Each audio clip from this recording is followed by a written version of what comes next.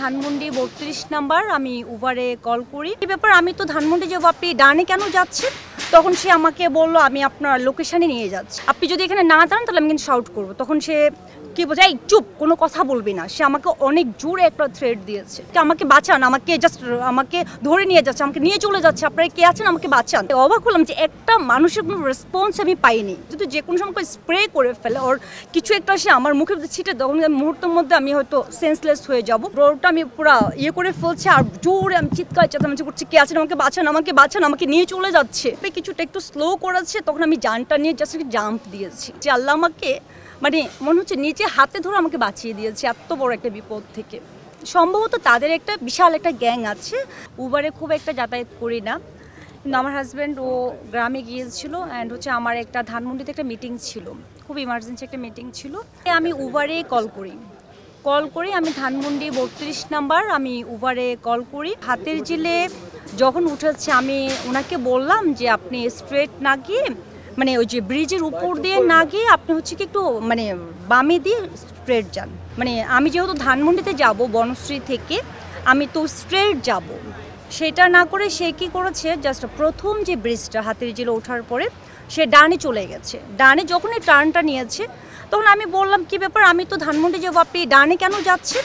তখন সে আমাকে বললো আমি আপনার লোকেশানে নিয়ে যাচ্ছি। তা আমি বললাম আমার লোকেশান তো ডানে না, আমার লোকেশান তো স্ট্রেট। আর কালকে দিনটা মঙ্গলবার ছিল, নর্মালি রাস্তাঘাট একদম ফাঁকা। তারপর সে যখন ডানে টার্ন নিয়েছে তখন আমি আবার বললাম যে আপনি আমাকে এখানে রেখে দেন, আমি আপনার গাড়িতে যাব না। তখন বলছে কেন যাবেন না, আমি আপনাকে আপনার জায়গায় আমি নিয়ে যাচ্ছি।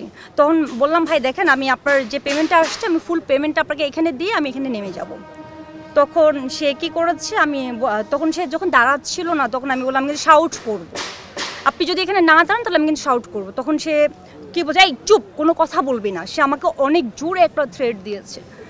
তখন তো আমি একদম ভয়ে, তখন আমি ইনস্ট্যান্টলি আমি গ্লাসটা খুলে দিয়েছি। আমি তখন একটু চেপে সামনে এসে ঝুঁকে আমি বামে চেপে জাস্ট গ্লাসটা খুলে দিয়েছি।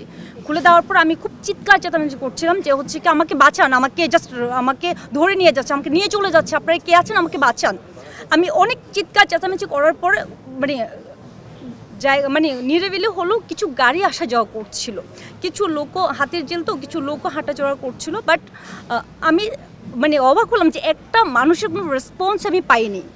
দেন সে যখন ইনস্ট্যান্টে সে গাড়ির স্পিডটা আরও অনেক হাই করে ফেলেছে, কারণ হাতের জেলে নর্মালি যখন গাড়িটা 80 থেকে 100-তেই যায় তখন কিন্তু এটা অনেক হাই, নর্মালি ঢাকা সিটিতে অনেক হাই স্পিডে যখন যাচ্ছিল তখন আমি আরও আমার কাছে তখন এমন হচ্ছিল যে সে যদি যে কোনো সময় স্প্রে করে ফেলে ওর কিছু একটা সে আমার মুখের মধ্যে ছিটে, তখন মুহূর্তের মধ্যে আমি হয়তো সেন্সলেস হয়ে যাব। তো তারপর লাইফ আমি জানি না কি হতো। তখন আমি কি করেছি, আমি ইনস্ট্যান্টলি সে যখন খুলছিল না সে তখন আমাকে থাপা দেওয়ার ট্রাই করেছিল। দেন আমার হাতে গলায় আমি কি করেছি, আমি ধম করে ডোরটা খুলে নিয়েছি। ডোরটা খুলে আমি পুরো করে ফেলছি আর জোরে আমি চিৎকার চেঁচামেচি করছি, কে আছেন, আমাকে বাঁচান, আমাকে বাঁচান, আমাকে নিয়ে চলে যাচ্ছে। তারপর সে কী করেছে, তারপর সে তখন দেখলো যে সে আমাকে হয়তো সে একটা হুমকির মুখে চলে যাচ্ছিলো, যে তার জন্য একটু রিস্ক মনে হয়েছিল যেহেতু আমি অনেক জোরে শাউট করছি। দেন সে মোটামুটিভাবে কিছুটা একটু স্লো করেছে, তখন আমি জানটা নিয়ে জাস্ট জাম্প দিয়েছি, জাস্ট হাতের জিলে যখন আমাদের গুলশানে যেতে লাস্ট কর্নারে সেটা জাম্প দিয়ে। দেন সেই গাড়িটা অনেক হাই স্পিডে তো চলেই গেল। দেন আমি আগে নেমে আমার ব্যথা আমি কী পেয়েছিলাম, আমার শরীরে কোনো আমার ছিল না, আমার মাথায় শুধু একটা জিনিসই কাজ হচ্ছিলো, সে আমাকে মুহূর্তের মধ্যে কী করে ফেলে, যদি আমি কোনোভাবে যদি সেন্সলেস হই তাহলে তো আমি শেষ। দেন আমি কী করছি, গাড়ির থেকে নেমে জাস্ট তখন তো আমার পুরো মনে হচ্ছে আমার পুরো মাথা ঘুরছিল। দেন আমি ওইখান থেকে জাস্ট রাস্তাটা ক্রস করে আমি জাস্ট ব্রিজের যে সাইডে আমি দাঁড়িয়ে ফার্স্ট আগে কি করেছি, উবারে ঢুকে গেছি যে আমি তার জিনিসগুলো আগে করবো, স্ক্রিনশট নেব। ঢুকে দেখি যে সে অলরেডি ক্যান্সেল দিয়ে দিয়েছে। হয়তো এইটুকু ডিউরেশনে যে হয়তো আমার 30 সেকেন্ড কি কতটুকু আমি জানি না, যে ওইটুকু পার হতে আমার কতটুকু টাইম লেগেছে।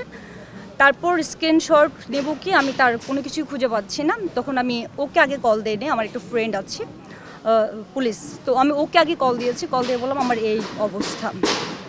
তখন ও আমাকে বললো যে তুমি আগে থানায় যাও, থানায় গিয়ে জিডি করো, দেন বাকিগুলো অন প্রসেস চলতে থাকবেন। তারপর আমি তারপরে গিয়ে ওকে কল দিয়েছি, ও আমাকে বললো তোমার পরিচিত কেউ থাকলে তুমি থানায় যাও। থাকে না, আমার যেটা আমি ফিল করি যে আমাকে একটা মানুষ গুলি করে মেরে ফেলেছে, কিন্তু গুলি করছে সেটা কিন্তু আমি 2-5 মিনিট 20 মিনিট আধা ঘন্টা পরে মারা যাব। হ্যাঁ, ওই মৃত্যুটা কিন্তু আমার কাছে মনে হয়েছে ইজি, বাট একটা মানুষ যেগুলো আমরা রীতিমতো যেটা দেখে যাচ্ছি, যে যেটা হয় যে যেটা মানুষকে মানে গুম করে ফেলে, তারপর বিশেষ করে আমাদের এজের মেয়েগুলোকে যে হারে টর্চার করে, মানসিক টর্চার রেপ করে, মানে আমার মাথায় অল টাইম খালি ওইটাই ঘুরছিল যে আল্লাহ আমাকে মানে মনে হচ্ছে নিজে হাতে ধরে আমাকে বাঁচিয়ে দিয়েছে এত বড় একটা বিপদ থেকে। প্রথমত তো এটা উবারের অ্যাপস, এটা তো আমি তো কোনো ড্রাইভারকে চিনি না। হ্যাঁ, আমি যেটা থিঙ্ক করছি সেটা হচ্ছে সম্ভবত তাদের একটা বিশাল একটা গ্যাং আছে, যেটা আজ অবধি কেউ মানে আজকে যেমন মানে আপনাদের সাপোর্টে যেটা আমি আজকে সবাই সামনে বলতে পারছি, এইটা হয়তো মানে কেউ করতে পারেনি, যার জন্য এটা আসলে ধরতেও পারছে না যেটা আসলে কি হচ্ছে। যেটা আমার কাছে খুব অবিশ্বাস্য মনে হচ্ছে যে একটা উবার অ্যাপস কিন্তু ইন্টারন্যাশনালি না, এটা আমাদের যাদের গাড়ি আছে, নর্মালি গাড়ি থাকলেও আমরা কি করি যে আমাদের টায়ার লাগছে, যারা সেলফ ড্রাইভ করে বিশেষ করে, তাহলে আমরা একটু উবারেই যাই, যেটা আমরা লাইফ সেফটি মনে করি। হ্যাঁ, এই সেফটিটা আমাদের কাছে এখন নেই। আমার মানে এইটা ভাবলেই মনে হয় নিজে তখনই ফিনিশড হয়ে যায়। আমি থানায় গিয়েছি, থানার যে ওসি সাহেব ছিলেন রাজু ভাই, উনি যথেষ্ট হেল্প করেছেন, অ্যান্ড হচ্ছে কি ওনার যে অফিসার তাকে দায়িত্ব দিয়েছে, যে এসআই যে সবুজ নাম না, সবুজ কোর্টের দায়িত্ব দিয়েছে যে ওরা অলরেডি আমাদেরকে নিয়ে অন স্পটে গিয়েছে যেখানে ঘটনাটা ঘটেছে, ওইখানে গিয়ে ওরা সিসি ফুটেজে সব দেখেছে। ওরা মানে আশা করি 1-2 দিনের মধ্যে সব মানে ডিটেলি বের করে ফেলবে। কারণ হচ্ছে কি আমার বাড়ির সিসি ক্যামেরা থেকে উবারের আমি মানে নাম্বার প্লেটের নাম্বার, উবারের গাড়ি অল ডিটেলি পেয়ে গেছি। ওর হয়তো ওইখান থেকে উবার অ্যাপস থেকে ইয়ে করে ফেলেছে। আমরা একটা উবারের কমপ্লেনও করেছি না, কিন্তু ওইটার এখন পর্যন্ত ওইভাবে কোনো ফিডব্যাক পাইনি।